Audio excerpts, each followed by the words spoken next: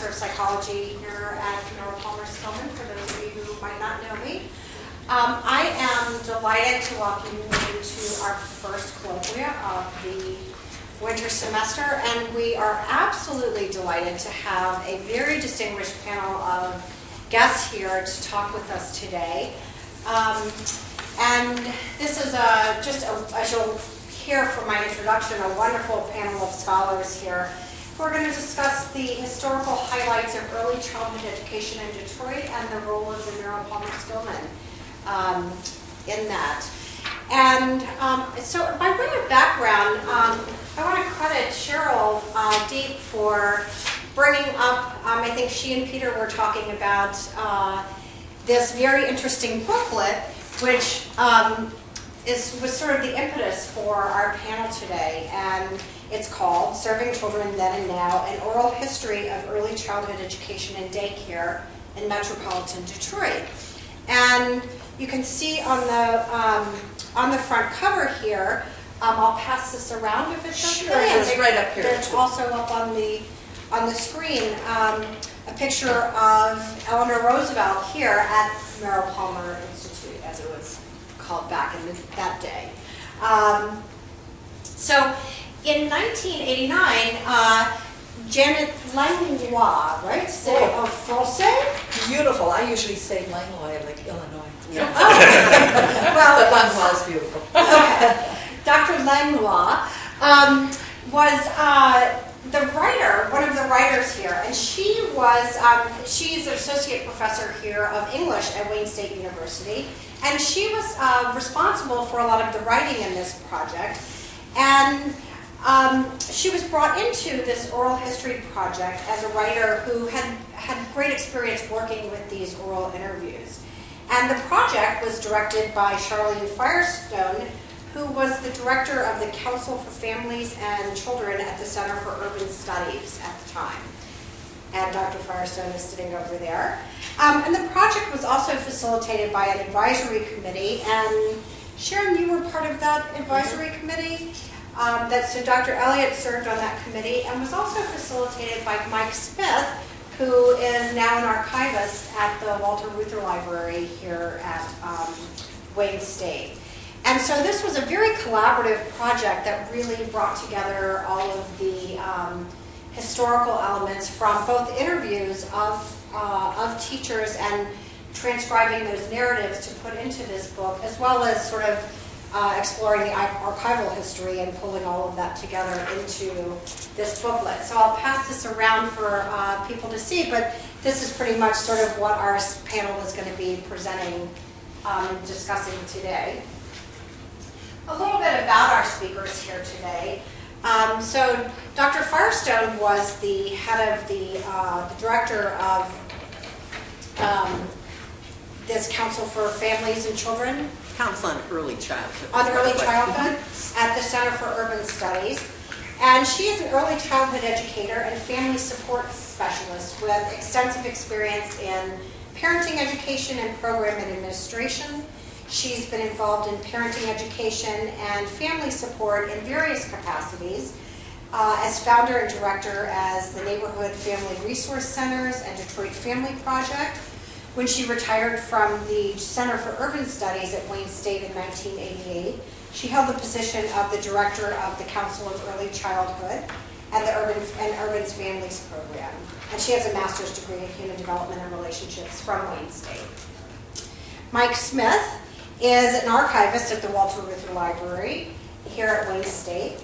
And he has a master's in history from Wayne State and is ABD, according to, so you can make something out of yourself if you don't finish your dissertation. We don't encourage it, but clearly Mike has been the exception to the rule here, right? From the University of Michigan. And he's been at the library here at Wayne State for 20 years now, and was director of the library until February of 2011. He has been very accomplished and has published and presented lectures and conference papers in the field of archival studies, urban history, history of Detroit and Michigan, the automotive industry, the labor industry, He's also curated exhibits and produced and written for documentary film projects and conducted numerous oral history projects, in particular with members of the UAW and the American Labor Movement. And Janet Langlois got her PhD in folklore studies from Indiana University and is an associate professor of English here at Wayne State University. Her teaching, research interests, and publications focus on narrative, especially fairy tale and folklore, urban legend, rumor, personal experience, narrative, and oral history analyzed in context. And she has a current book project called Other Worlds, which is an ethnographic study of mystical experiences narrated in hospice and other health-related situations. And finally, we have Dr. Sharon Elliott, who is an associate professor in the College of Education here with a specialty in teacher education in the areas of early childhood and elementary education. Presently, she's serving as the interim coordinator of bilingual and bicultural education. She also served as the assistant dean of teacher education here at Wayne State in the College of Education for 15 years. Before that, she was the director of the College of Education Early Childhood Center. And in the last 18 years, Dr. Elliott has been the PI on a number of grants at the local, state, and national levels related to the recruitment and preparation of teachers from minority and underrepresented groups. And most recently, Dr. Elliott has worked with our own Anna Miller and Dr. Mark Larson on a year-long professional development program for all of the teaching assistants in the Detroit Public Schools preschool program.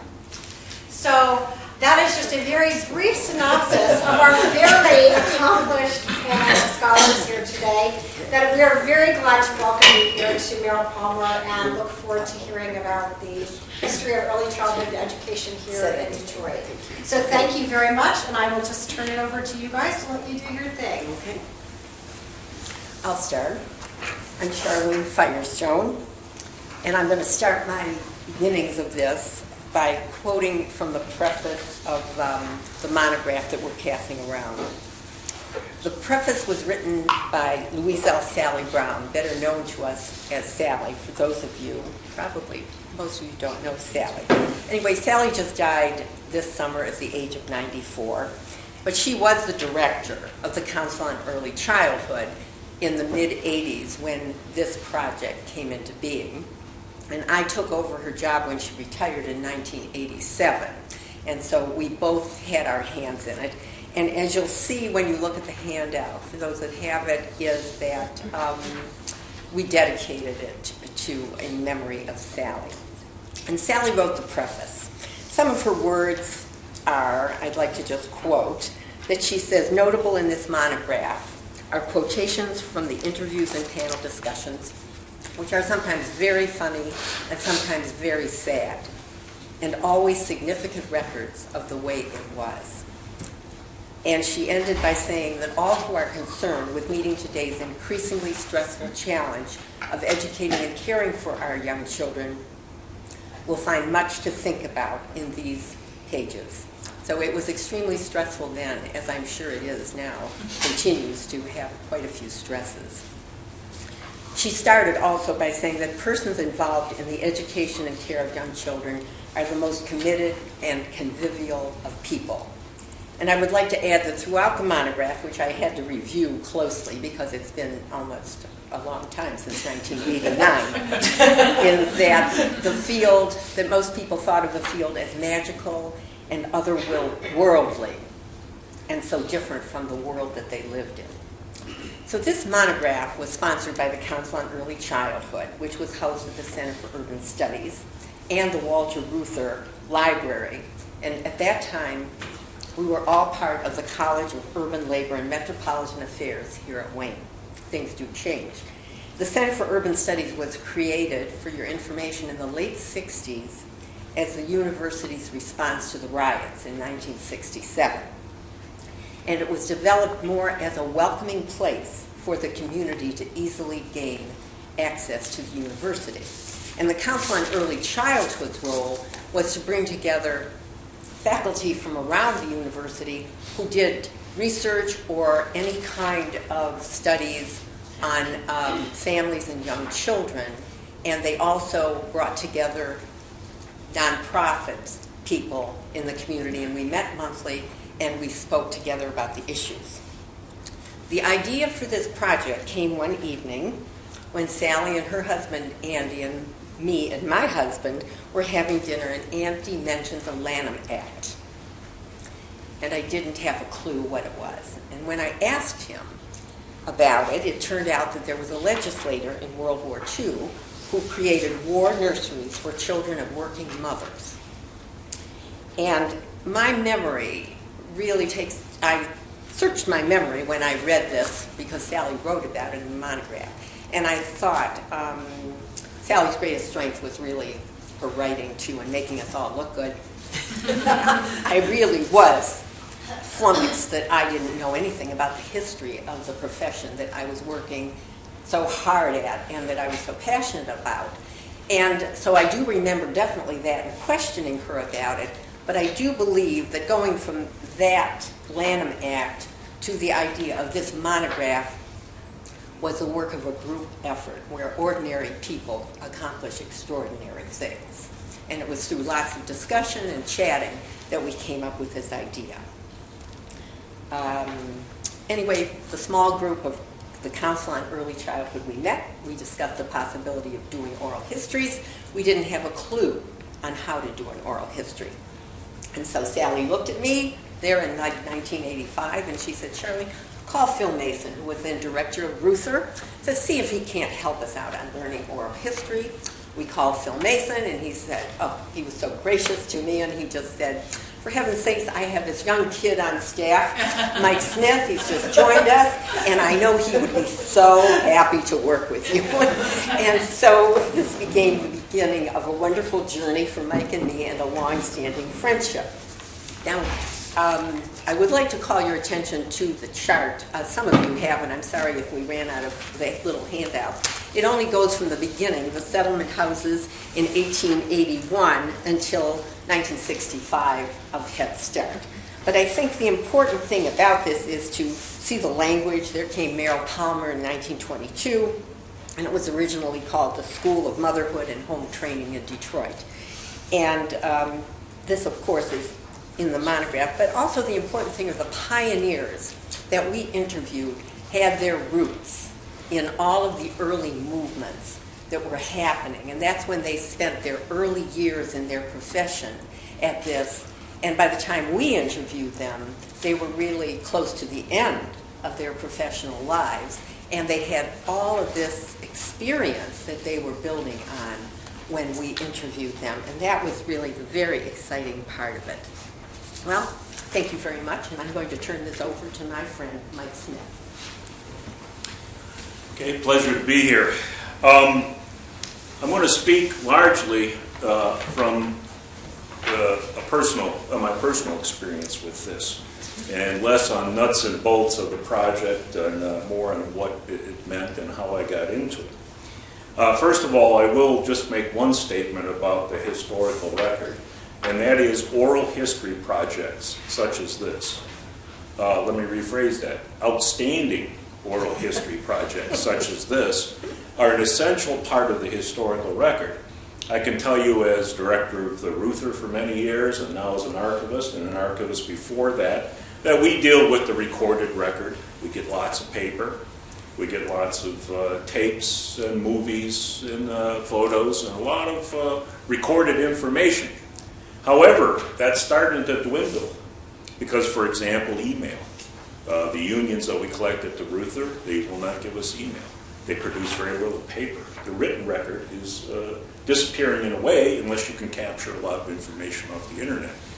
And besides, the written record has never given you a complete rendition of the past. Projects like this, where you have a personal narrative, where you have important information that only insiders will know, this fills, to a great degree, the gap in the written record. So in and of itself, oral history projects are extremely important. And better yet, properly planned oral history projects. It does take a lot of planning, and that results in good work. So the personal side of this is, as Charlene has said, I was a fledgling archivist 25 years ago. I had just made the transition from truck driver, taking classes to work towards my master's at night, into my first job as an archivist at the Ruther Library, which was to handle the Merrill Palmer Institute collection. And quite frankly, I had no clue what Merrill Palmer was all about till, hey, this is your job, would you like it? Sure. And of course, it's just a wonderful history. And we have a record of a few hundred boxes from the very beginning, including the original material from Lizzie Merrill giving $3 million to start the Merrill Palmer Institute. And of course, its history is really spectacular. In the field of early childhood development, it stands with only 2 or 3 institutions around the country. And so then I find out, Phil Mason, go over and help this group. Okay, what am I going to do? Well, some oral history project. Very sketchy information. And I walk in, and I realize suddenly that I've been touted as having some expertise in oral history. I had about that much. So I learned on the job and did quite a bit of study in a hurry. And to please be delicate on me about this, but I walked in, and the first thing I saw were Charlene, who was one of the younger members along with me, and a number of senior citizens. And I thought, what am I getting into? I've worked with a lot of groups, and volunteers are wonderful, as we all know, but volunteers volunteer. They don't often deliver the goods. And I was a little, wondering what I was getting myself into here. But I will say that this group left a lasting impression upon me. Besides the fact that the knowledge I acquired helping this project out, I knew nothing about the Lanham Act. I knew nothing about the Peter Pan Nursery, how it was for African American children in this city, how it was for what Head Start got rolling, how it was for the Merrill Palmer Institute, what it was like for women working during World War II. And here I was in this group. I looked out and saw the elderly women. Notice I'm refraining from saying old ladies. But they, I looked out, and it turns out these are the pioneers in Detroit. I'm working with the pioneers, not somebody whose mom, or dad worked in the field. I'm working with the people. And it left a lasting impression upon me on don't judge a book by its cover, because this group did everything they were supposed to in a timely manner. They delivered the goods, unlike like only a handful of groups from the community that I've worked with. And I will also say, these people were what we called, when I was growing up, class acts.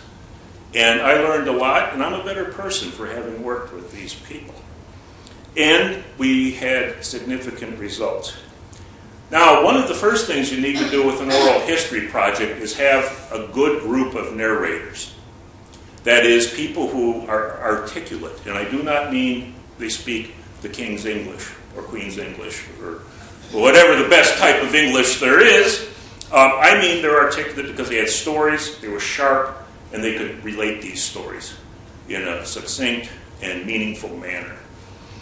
And they were also a good group of people because they're directly connected and interested, and it was the perfect group to interview for this project.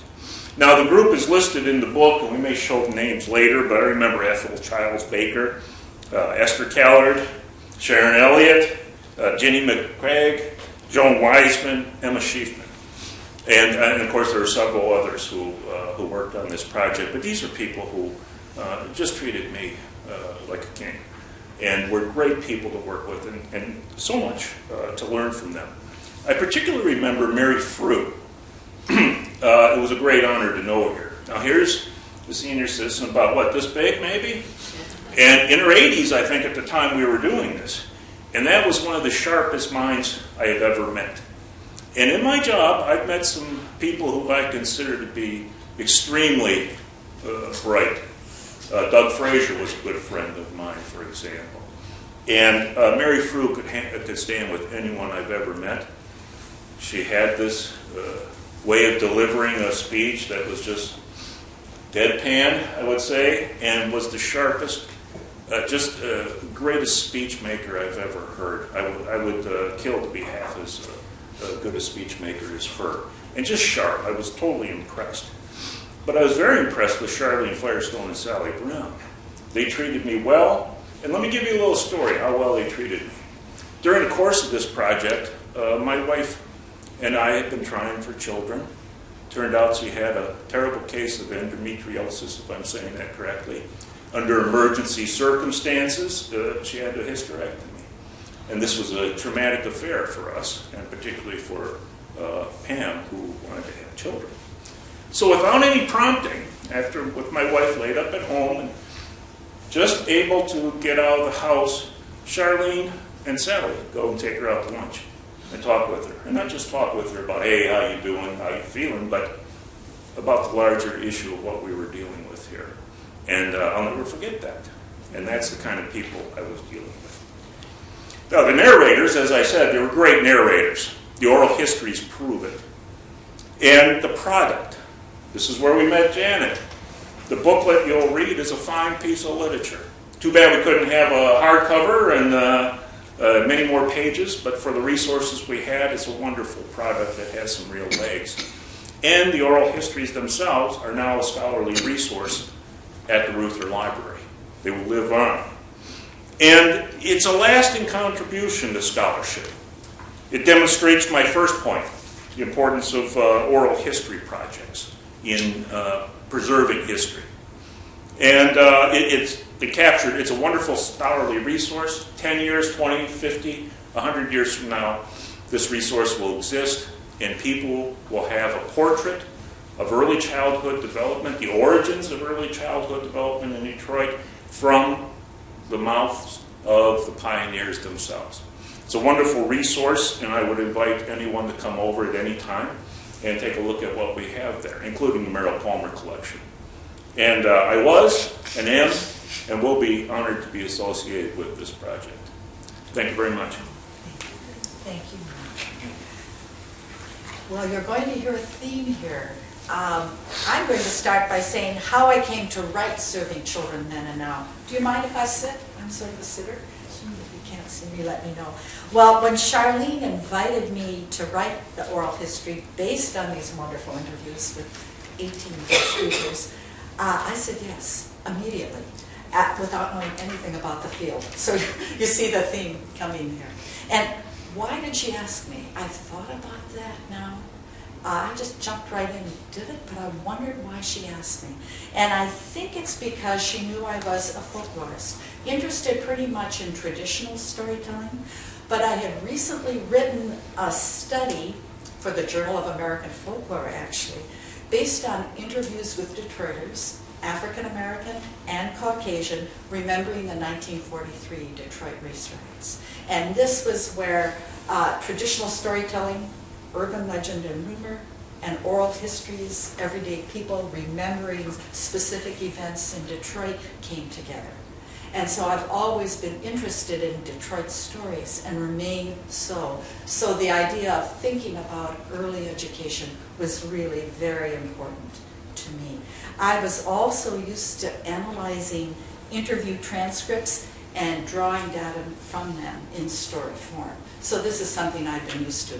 Now, if Charlene had known what I wrote my dissertation on, she might have thought twice. I did a community study in a small town in northern Indiana, who unfortunately were put on the map because they had the first modern woman serial murderer. So that was my actually early study. I interviewed hundreds of people on family stories about this wild lady. But at any rate, no, nothing to say about the wonderful wild ladies that were interviewed for this project. But I absolutely agree that they were unbelievably good storytellers. And I had another personal reason. My youngest daughter, Mia, who's now 27, was a 4-year-old member of the Merrill Palmer Child Development Lab in these years in the late 80s. So there was a personal reason. So there were a number of reasons why I said yes to this. And then what did I do next? Well, I read the oral history transcripts. It's very hard to transcribe tapes. I've told people that transcribers usually take 1 minute, for 1 minute of tape, now digital, it takes 10 minutes to transcribe on either typewriter or computer. And I believe that I read at least 1,000 pages of transcript. So these ladies talked. And I found, because I knew nothing about the field, that Sally Brown gave me lots of material so that I read very quickly. And one of the books I found particularly helpful, and is sort of the base of the booklet that I did write, was by D. Keith Osborne, who was at the Merrill Palmer in the 1950s and had his own problems. He was the first male graduate student. So that was problematic for him.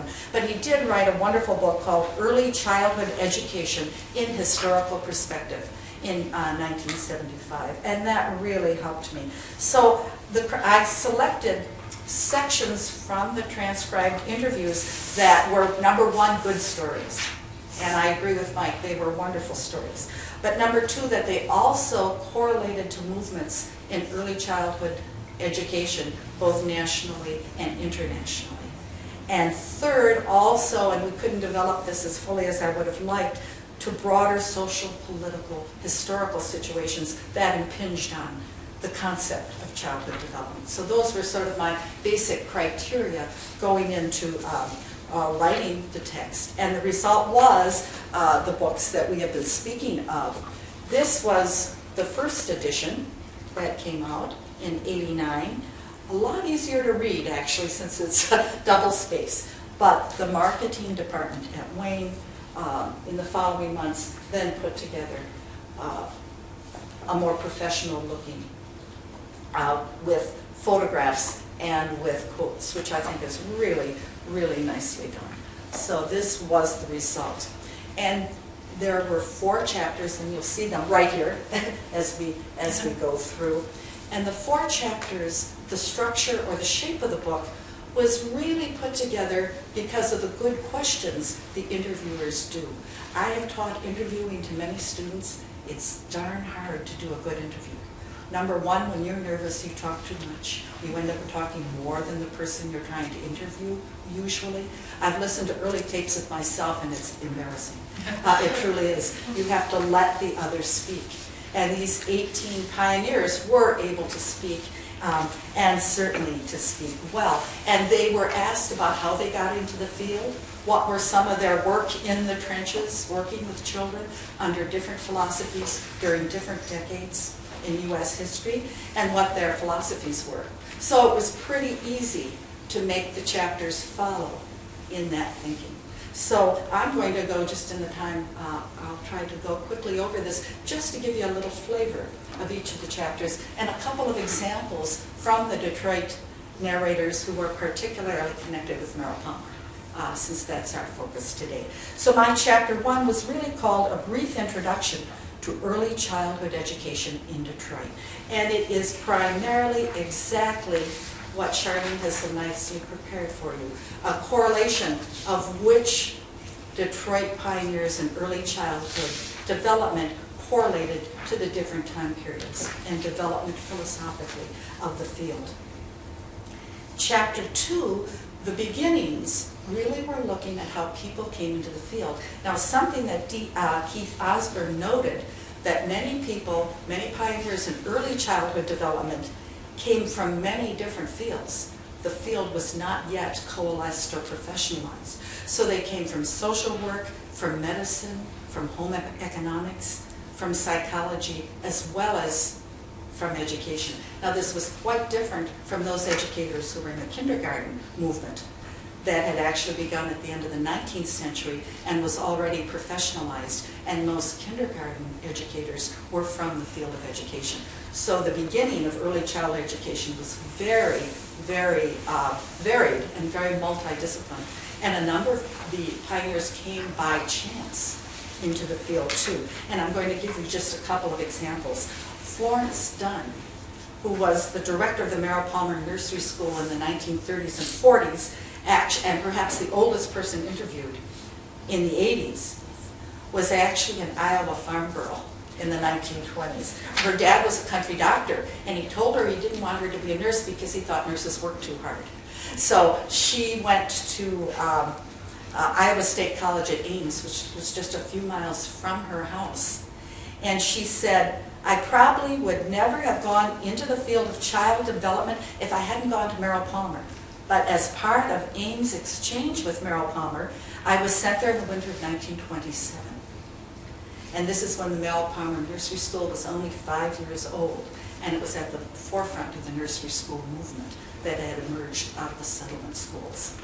And Mike has already mentioned Mary First. Oh my God, she was fantastic. I could have quoted her through the whole thing.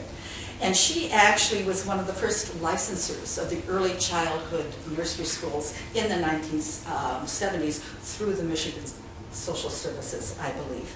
And she had actually majored in child psychology at Penn State, and she had been doing university work at Iowa University. But she came to Detroit in 1937 purely by chance. This was in the heart of the Depression, and her boyfriend had just got a job here at the Dearborn Inn. So she came to visit him, and on the spur of the moment, they decided to get married. On the very day that she had set up an interview at Merrill Palmer to see if she could be a graduate student and work in what was then a theoretical moment of looking at mental growth of children and IQ. They were at their wedding luncheon, and she said, oh my God, I have to go for this interview. Well, I'm just going to have to tell them because it's hard for us to believe now, ladies and guys, but in fact, many teachers, when they married, were fired. So she thought she would simply tell, and I believe the professor's name was Lee Vincent at Merrill Palmer. She came in to say, well, I had an appointment with you. I'm not going to make it because I just got married this morning. And she thought she would not have a chance. And Lee Vincent said to her, what do you mean? Why wouldn't you be interested in it? So she went on to be a graduate student and had a very, very strong career. Mike also mentioned Ethel Childs Baker, and she was the first African-American graduate student at the Merrill Palmer School in 1938, as a number of others were. Now, she was a native Detroiter, but she had gone to Alabama to go to a historically black college and had also taught in Alabama for several years. Then she came back to be a graduate student at Merrill Palmer. And unfortunately, social issues in terms of racial discrimination and prejudice were with her. She was invited to come to Merrill Palmer by Ellen Miller, who was a professor here, and had seen Ethel Baker's work at the Franklin Settlement, so invited her to come here. And this is Ethel Childs Baker's own words. And when I went there, I was told that I was to hang my wraps down in the basement where the hired help hung their clothes. And I was not to use the lavatory where the students went. And I felt very badly about that, and so I kept my coat with me. I just wouldn't hang it up, period. And when I did go to the lavatory, I walked all the way over to the public library. I refused to go downstairs and use the lavatory down there. And one day when Miss Miller asked me to come in and talk with her about how I was getting along, I told her about these two things. And she was very surprised. And she said that was not true, and I did not have to do that, and I should just go to the same locker in the same lavatory that all the girls used. And there was no problem after that. And Ethel Baker's experience mirrored that of Mattie Brown, who opened the Peter Pan Nursery that Mike also mentioned in 1936, in the heart of the Depression. It was the first black nursery school in Detroit. She opened it because she did not qualify for the Works Progress Administration, the WPA nurseries, because her husband made too much money. And she also was not able to get her little boy into any of the segregated nursery schools. So she said, heck, I'm going to start it myself. And we'll see some, certainly some pictures here. And segueing into chapter 3, which we call on-the-job experiences. This really, I think, puts a human face, as oral history does, on the everyday experiences of people who are experiencing huge historic changes and events. So I'm going to just give you a few examples from the interview there to see what people went through at one point or another. So much more could be said, but I've just selected a few examples for you. And this I'm calling the golden 20s, because that's where the nursery school movement really began, growing out of the settlement movements. And when Florence Dunn first worked at Merrill Palmer, later becoming its director, early nursery schools followed the English settlement house pattern. In fact, Edna Noble White, who was the first director in 1922 of Merrill Palmer, hired teachers from Macmillan Settlement in London to work here. Now, there was an emphasis on children's physical and mental growth. A nurse examined the children every day to see whether they were sick or not. They had to turn in a report on what they ate and how the bathroom went. It was called a bowel report, as euphemistically as you can get. Okay. Florence Dunn noted that there were some real problems adapting the English settlement house model to Detroit. Number one was the English model felt that fresh air was really good for children who were in urban slums. So they would take naps outside, and they would also play outside in the most frigid of weather. Michigan, London is a lot further south than Detroit, so they have many stories of children being bundled up, but nursery caretakers and teachers being very, very cold. She did remark, however, that the concept of having an English tea every afternoon was very nice, and they kept that going for years and years. Once Florence Dunn became the director, it was already the Great Depression and on. And as we know, many new immigrants were coming. There was no money. Many people were going to the WPA schools funded federally. And Dunn was instrumental in shifting Merrill Palmer's working model, the physical and mental growth model, to the newer model at that time called where the whole child socially, emotionally was looked at, what we now call the social developmental model. And she was very much involved in the forefront of this change in looking at children's education in the 1930s. And Esther Keller, who was also mentioned by Mike, when she was interviewed as a professor at Wayne's Family and Consumer Resources, she could remember as a student going to Merrill Palmer and observing children.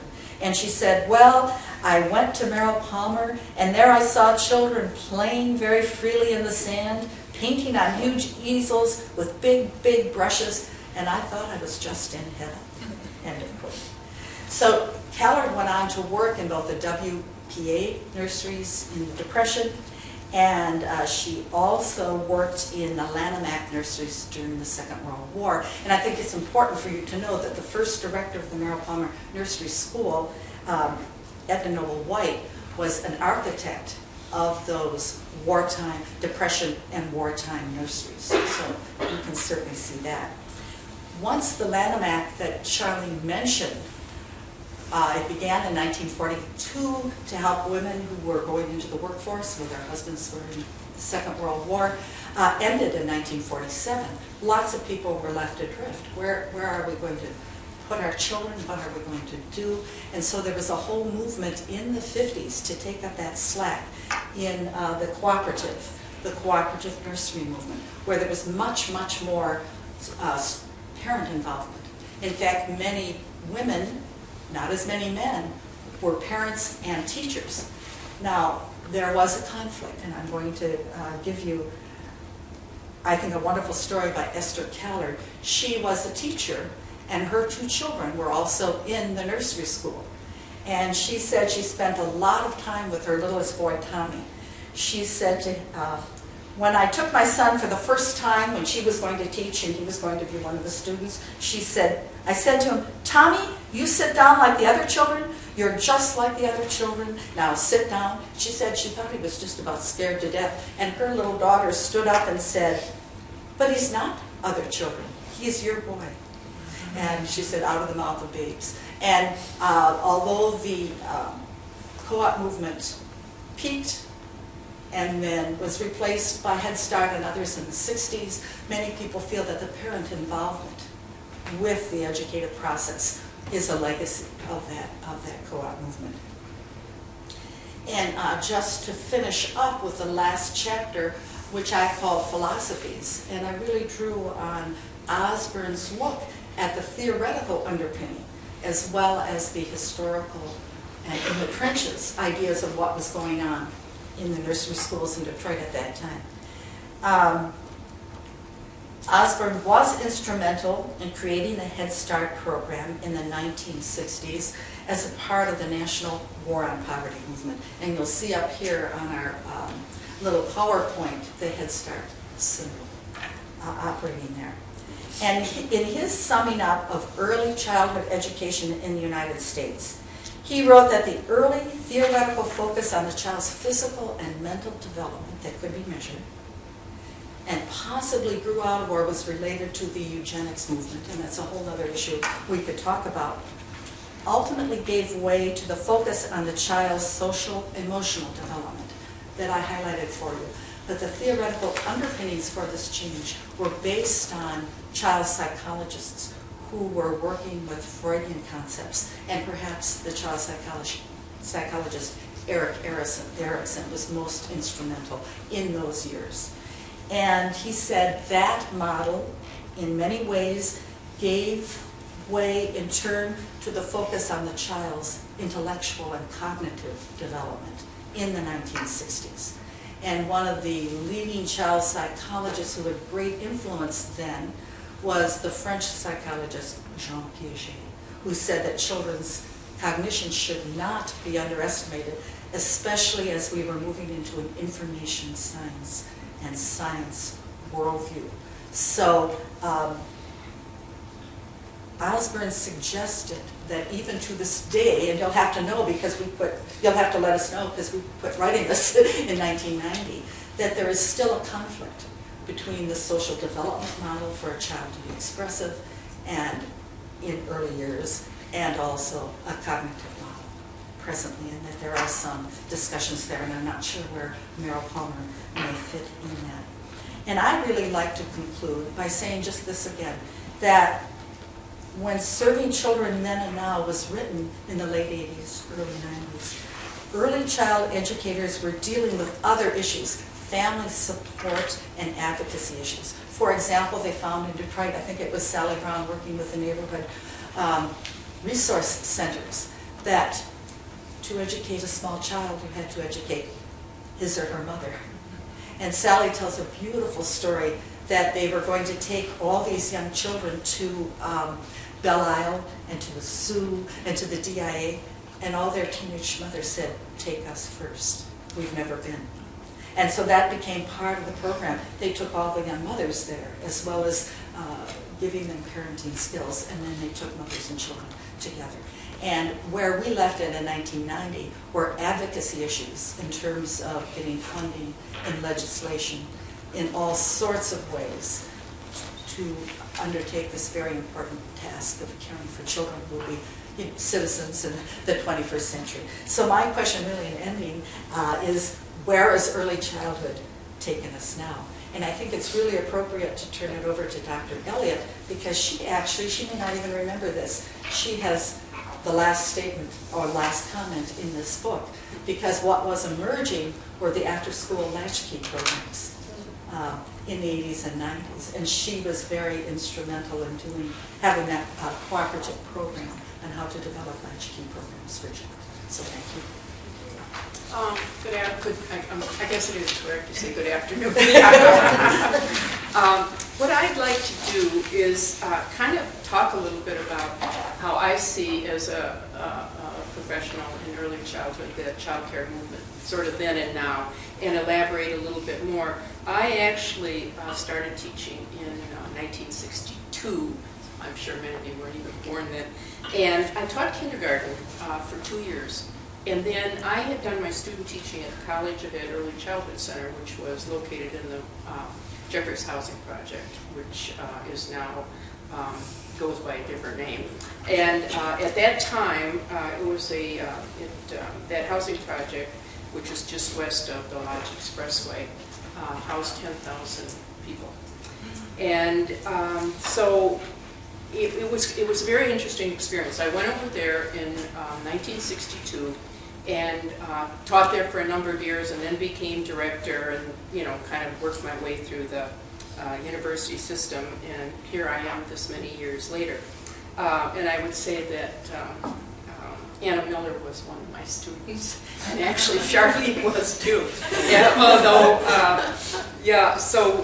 but at that time, because I was coming in as a certified teacher, and I kind of got introduced to these people because there was the beginnings of what was called, it became the Detroit Association for the Education of Young Children. So many people on these lists are my mentors, and I would say in particular, well, Esther Callard and Ann Lynn, and of course Sally. At that time, a lot of women were home, and did not work out of the home. So we had a lot of co-op early childhood centers, co-op nursery schools, they were called at the time. Actually, in those years, you were licensed as a nursery school or a preschool. And the difference was the preschools had certified teachers with them. The nursery schools did not, although they may look very similar when you went out and saw them. So there were a lot of these cooperative nursery schools going on at that time, where the parents worked, you paid a small tuition, and then you worked one day a month or something. And there were a number of people who were leaders in that, and Ann Lynn was one of them. The other, Ann came out, started as a teacher in the cooperative nursery school. And then you had a number of private child care centers, and probably one of the ones, and of course Maddie Brown, with her center was in her home over, I'm just trying to think of the name of the street. It's right over by Northwestern Highway, and it runs east, north-south, and all of a sudden I can't remember the name of the street. But that was, quite an experience for me, 23 years old, to go over and see this child care center in someone's home, and to have this woman, this African-American woman who laid it all out to me about what it should look like and what the issues are right now and some of the racial issues that are going on. And she was one of these wonderful, tough women. And as she got older, she got more wonderful and tougher. so I learned a lot from her, and a lot about race relations. And a lot, I grew up on the northeast side of Detroit. I really didn't know any African Americans until I went to Wayne State. And so I was very impressed with her and her determination and what she was able to do in a time when African Americans were held down so much. And so that was one thing, the private nursery like that. Another nursery that we would all know was the Perry K Nursery, which was out in Southfield. Perry and Kate Caloris, who are both still alive, although most of this list, they are not, the people on this list. But Perry and Kay had this wonderful partnership, and actually Ann, I think, had her first job there at Perry K Nursery. He was the businessman and she was the educator.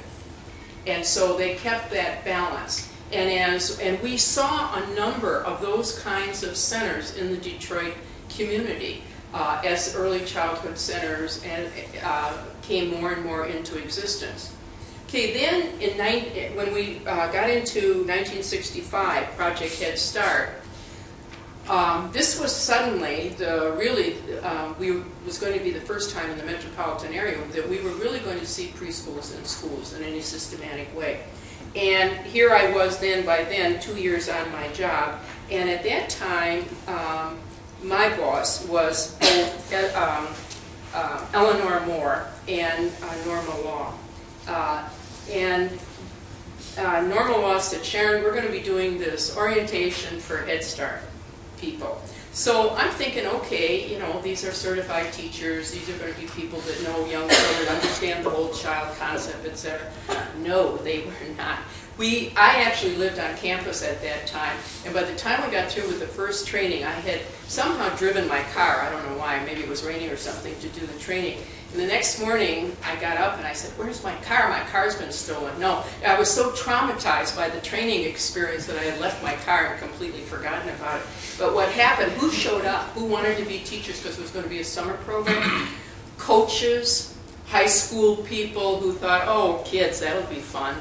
you know, and of course what their idea of curriculum was, it was sit them down and teach them how to read and write. And here we are up there, and I'm trying to, what we did is we showed, at that time, of course, I was still a teacher, and we had done a video of myself teaching, you know, working with the kids in the classroom.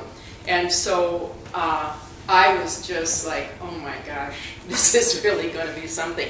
At the time, Arthur Ensman was the head of early childhood for Detroit Public Schools. And so he really had a very solid foundation in the teaching of young children. And actually, I give him a lot of credit because as they set up Head Start then in the Detroit Public Schools, it very much had the focus of the whole child. So at that time, we had these three groups really operating. The co-op nurseries, they had their own professional organization, but we would all get together for a variety of meetings, and some people were members of both private child care and maybe the beginnings of franchise child care, because we had, and now I just can't think of their names, we had a couple that had 2 or 3 child care centers on the northwest side of Detroit, and then the start of the Head Start programs. That's changed, obviously, now. Working with John and Anna, as part of a project that we're doing, we have started what we're calling Midtown Downtown Consortium of Early Childhood Centers. And we had our first meeting just before the holidays, and there are only a few scattered child care centers anymore that aren't part of a system in our Detroit area. And part of it is the cost, you know, and so we're seeing a lot more franchise.